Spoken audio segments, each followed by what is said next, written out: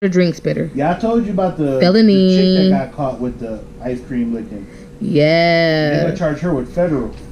Okay, see, I don't know about the guy who spit in the Arizona iced tea in Arizona. I know there was another guy who got caught licking ice cream, but I didn't see what happened to him. I know the girl getting charged with a felony. Good, she good. That's good. They're giving because the FDA is gonna charge her. Good, because you can't be out here messing with food and stuff like that. Like, and the cold part is, like, now that we actually got people out here getting caught and getting in trouble, there's still gonna be dumbasses out here that's still doing it. You know what I'm saying? Which is freaking scary. So people, please, if you haven't heard about it, basically like a little recap.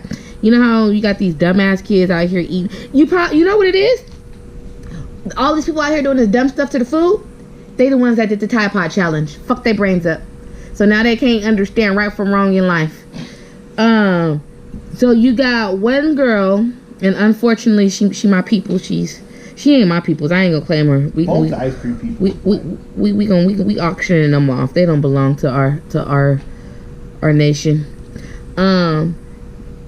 They opened up some ice cream that didn't have, because you know ice cream really doesn't have like labels and stuff like that, as far as like the sealing labels, like that protect and seal stuff.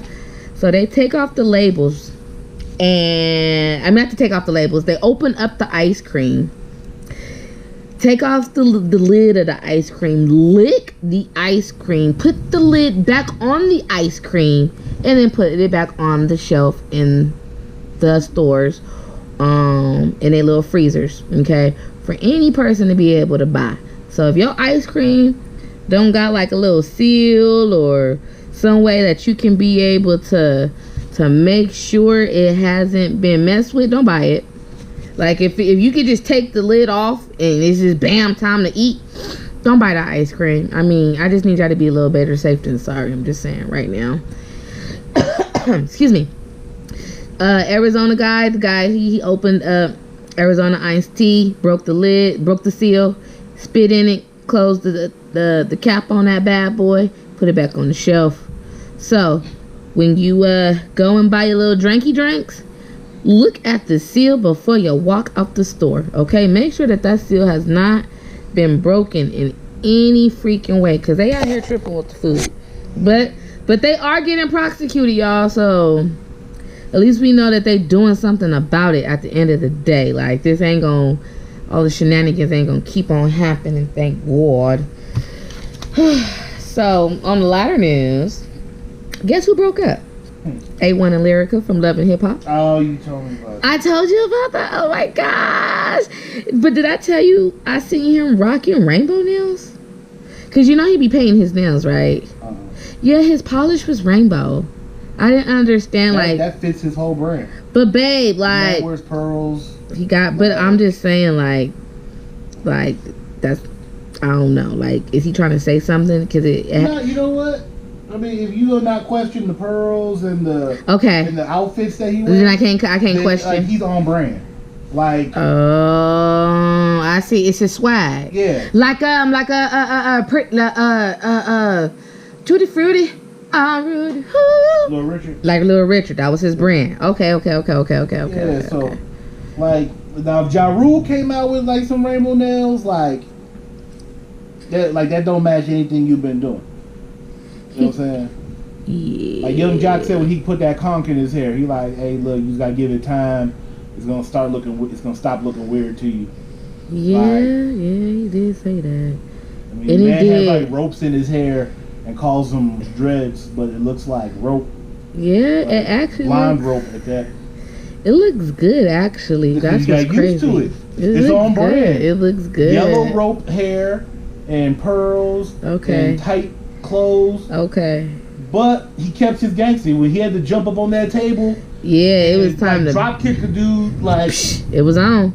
It's like, okay, he ain't no punk. He ain't no punk. At the end of the day, he ready to beat a nigga ass at the end of the day. And supposedly there are some well, not supposedly, I've seen the pictures because Lyrica had like a little performance and Floyd Mayweather was there, but I don't think they're together. Like, they're trying to insinuate that they're together and they messing around, but I really don't think that Lyrica, that's her type. You know what I'm saying? Like, I don't know. I mean, Pretty Boy Floyd, he kind of got his own little, like, the man just bought the biggest, like, Chanel purse or whatever it was. Who? Floyd. He did? Yeah. It's bigger than he is. Oh, okay. I want that kind of money. And he bought it just to buy it, so. I want that kind of money. Like that, I don't know, she like... She like flamboyant. She like tough. Flamboyant. Yeah. Okay. I see what you saying and where you going. So that kind of fit her brand. Okay, I see where you going with that, definitely. And people about money. True. So, True. A1. And you know I know what she do. She's a writer. That's what I'm saying. Like, and she A1 was known to make money. So. Yeah. But not only is she a writer, she's actually like a established real artist writer. Like, she ain't just out here trying to. She actually is some real hip hop when it comes down to the love part. You know what I'm saying? Like, yeah, she got can't get her own stuff. Yeah. Exactly. But she got some credit out here. Like, I've actually looked her up. So, man, I don't know. Like, I feel like anything Floyd does is just for attention. Anybody that mess with him, just for attention. Like, yeah, I feel you on that. I feel you on that. I mean, it's kind of like, you know, her whole thing beefing with A1 was like she like this strong female who ain't gonna deal with no mess. Like, it's kind of hard to like all of a sudden be walking around with a known woman beater. You like, ain't lying. Gosh, you ain't lying. It don't mix. It don't mix.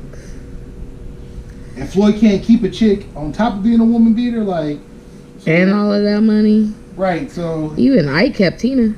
Like, so he obviously missing out in some areas. Ooh. Hey, I didn't say what areas. I don't know that, man. I'm just saying, like, it don't add up.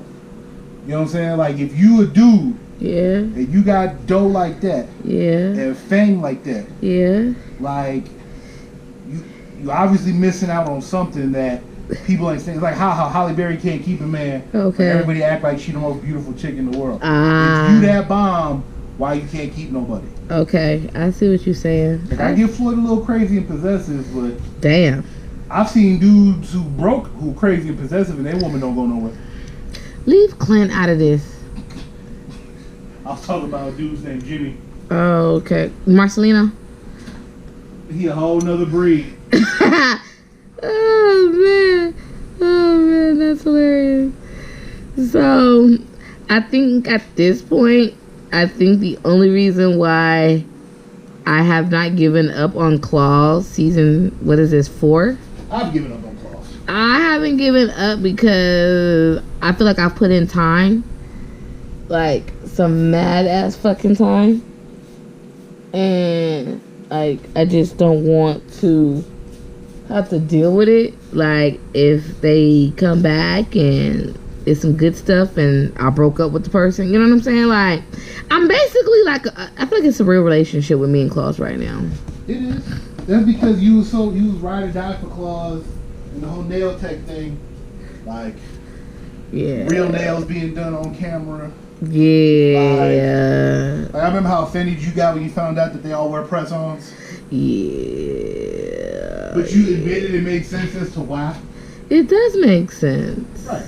But still. It didn't make you any less offended. Yeah, and they tried to. I don't know. But I guess. Well, I think, but if the thing keeping me going, or trying to keep me going about Claus, okay, I'm getting new favorite characters. Okay, who's your favorite? Like, I'm liking the wife with the half black kid a little bit more. Okay. Because, like, yeah, her character's a little goofy. Yeah. But I like her too. Like, at this point in the show, yeah, she's the chick who's tired of being messed with. Yeah. She finally, like, talking back to people. It's like she's hit her breaking point. And she just ain't trying to deal with nobody mess no more. She's just trying to live her life. Living her best life. No, she ain't living her best life, but she living her life. You right. You right. Ain't nobody on that show living their best life. You right. You're absolutely freaking right. Even Uncle Daddy been taken down like 5 or 6 notches. Yeah. I don't even know. Uncle Daddy, he got me. I really ain't never liked him, so I don't know about him. So I got a question for you. I'm listening. You break your hip. Okay. And this is just, hypothetically speaking. Okay. You break your hip. We live in a 19-story building. Okay. You coming to get me? From where? From the building if it's on fire. And they not letting know. no. A lot of extras on this. Like when you say come and get me, I'm like, yeah, I parked in front, honk the horn, hit your cell phone, have you come down. You coming to get me? Building on fire and the police won't let nobody in.